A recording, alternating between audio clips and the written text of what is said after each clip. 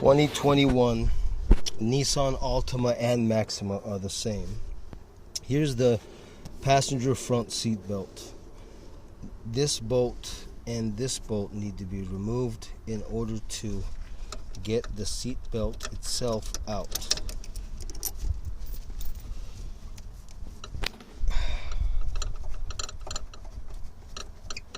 And then that harness that connects for the seat belt. Give me 1 second. I'm going to show you how to take that harness off.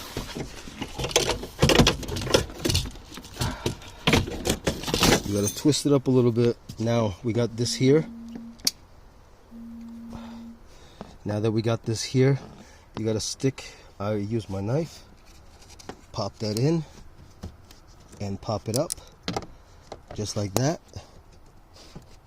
And then this whole thing, hold on, can't hold this.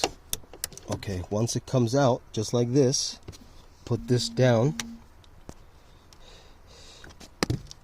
and then this will pop right out. There's no other way to do it. That's the only way.